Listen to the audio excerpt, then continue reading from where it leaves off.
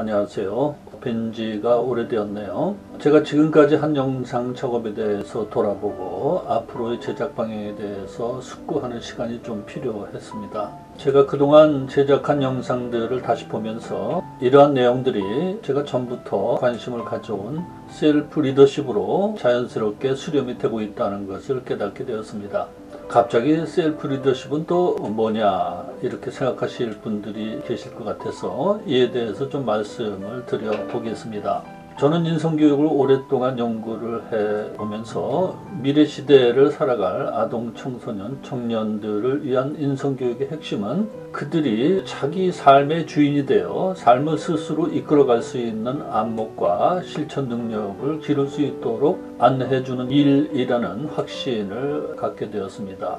내가 나의 삶을 스스로 이끄는 능력이니 이를 셀프 리더십이라고 부를 수 있다고 봅니다. 그리고 이러한 셀프 리더십은 젊은 세대들 뿐만이 아니라 남녀노소를 가릴 것 없이 누구나 필요로 하는 것이며, 이러한 셀프 리더십이 바탕이 될 때 일반적인 의미의 리더십, 즉 과업의 성공적인 수행을 위해 타인을 안내하고 이끄는 능력도 올바로 발휘가 될 수 있다고 봅니다. 그래서 저는 지혜 추구의 관점에서 셀프 리더십을 개발한다면 시청자 여러분들이 보다 지혜롭고 행복한 삶을 살아가시는데 실질적인 도움이 되어 드릴 수 있겠다는 생각을 하게 되었습니다. 이러한 판단에 따라서 제가 운영하는 지혜스쿨 오일렛 채널에 셀프 리더십이라는 카테고리를 새로 추가하게 되었다는 것을 말씀을 드립니다. 오늘 영상에서는 루소가 추구했던 진정성 있는 삶을 셀프 리더십의 관점에서 다시 고찰을 해보고자 합니다. 이번 영상을 제작하는데 캐나다 학자 앤드류 포터가 쓴 진정성이라는 거짓말이라는 책의 내용을 참고했음을 밝혀둡니다. 현대사회에서 진정성, 오센티시티죠. 진정성은 중요한 화두가 되고 있는 것을 볼 수가 있습니다. 여러분들도 주변에서 그리고 각종 미디어에서 진정성이라는 말을 자주 듣고 계시지 않습니까? 그렇다면 진정성이란 무엇이며 왜 사람들이 이 말에 관심을 가질까요? 앞선 영상에서 진정성의 기본 의미는 모조가 아닌 진짜, 거짓이 아닌 진심, 변조되기 이전의 본래 모습이라고 말씀을 드린 바가 있습니다. 이러한 기본 의미에서 우리는 벌써 현대인들이 왜 진정성에 대해서 관심을 갖고 있는지를 어느 정도 짐작할 수가 있죠.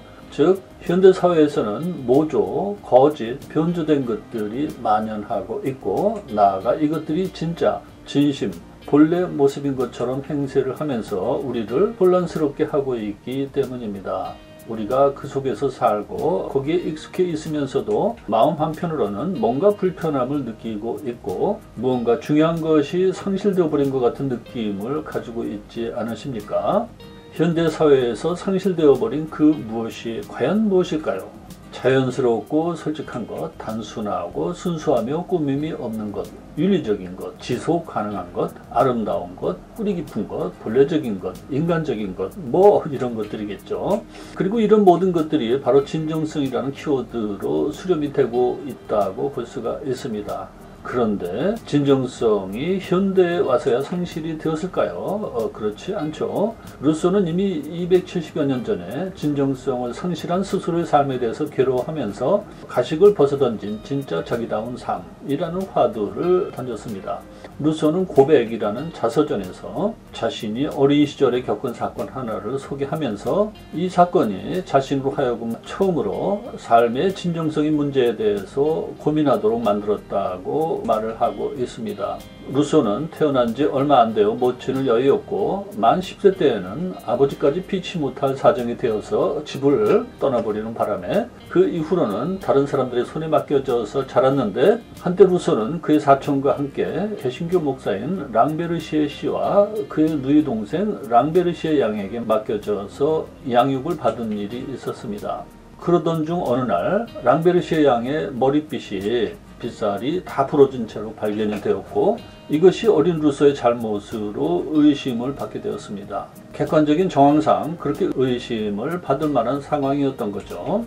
루소는 강하게 결백을 주장했습니다. 그러나 랑베르시에 목사와 랑베르시에 양은 루소의 말을 믿어주지를 않았고 심하게 야단을 쳤으며 결국 심한 체벌까지 가했습니다. 이 사건으로 루소는 커다란 마음의 상처를 받았노라고 고백에서 말을 하고 있습니다. 랑베르시에 양은 당시에 30세가 갓 넘은 미혼녀였고 조숙한 루소는 이 여인을 여성으로 느끼며 애착의 감정을 가지고 있었기 때문에 마음의 상처가 더욱 컸다는 것이죠. 루소는 고백에서 이렇게 말을 하고 있습니다. 이 영상에서는 박영률 출판사의 고백을 사용합니다. 생전 처음으로 자기가 사랑하고 가장 존경하는 바로 그 사람들에게서 그토록 무시무시하고 부당한 처우를 겪는 어린아이를 상상해보라. 거기서 내 어린 시절의 맑고 평온한 시기는 끝났다. 그 순간부터 나는 더 이상 순수한 행복을 누릴 수 없게 되었다. 나는 오늘날에도 내 어린 시절의 갖가지 즐거움의 추억은 거기에서 멎어버린 것을 느끼고 있다. 이렇게요. 참 마음이 아프고 안쓰럽다는 생각이 드시지 않습니까? 루소는 이렇게 가깝게 느끼던 사람들이 자신을 믿어주지 않자 그로부터 감정적으로 분리가 되었습니다. 그의 생애에서 최초로 소외를 경험한 것이죠. 그리고 사람들이 겉모습만을 중시한다는 것을 뼈저리게 느끼고 기만, 비밀, 거짓말의 가치를 알게 되었다고 말을 합니다.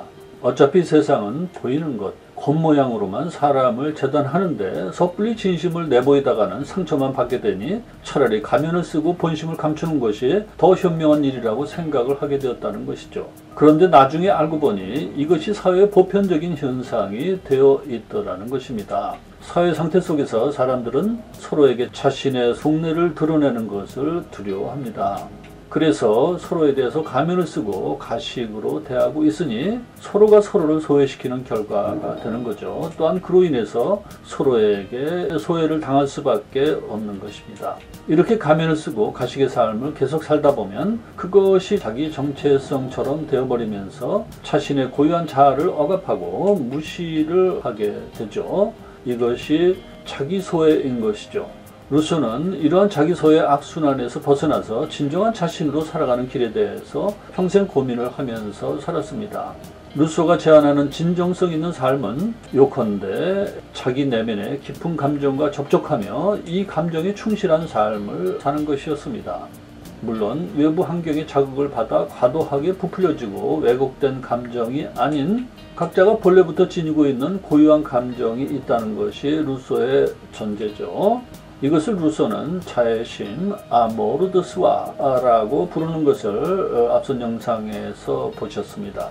이렇게 자기의 고유한 감정을 솔직하게 드러내며 살 수 있다면 내면과 외적인 삶이 일치되는, 즉 진정성 있는 삶을 살 수 있게 된다는 것이죠. 그런데 우리가 사회 속에서 사는 한 우리의 솔직한 감정 표현은 타인들의 인정을 얻을 수 있어야 합니다. 그렇지 못하면 어떻게 됩니까? 모자라거나 이상한 사람으로 취급을 당하는 거죠. 다시 말해서 나의 감정이 호감이나 존중을 얻지는 못할지라도 최소한 거부당하거나 비난을 받지는 않을 수 있어야 한다라는 것이죠. 그러므로 우리는 자신의 감정을 타인들이 인정할 수 있는 형태로 표현을 하거나 아니면 본심을 감추고 타인들의 인정을 받을 수 있는 겉모습을 연기해야 할 것입니다.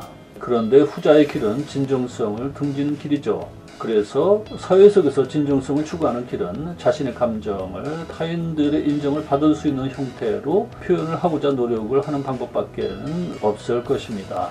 그런데 이를 통해서 타인들의 시선과 의견, 사회적 풍경과 편견이 나의 감정에 영향을 미치게 되며 이를 통해서 진정성 추구는 위기에 처하는 것처럼 보이지 않습니까? 이러한 문제를 어떻게 해결을 해야 할까요?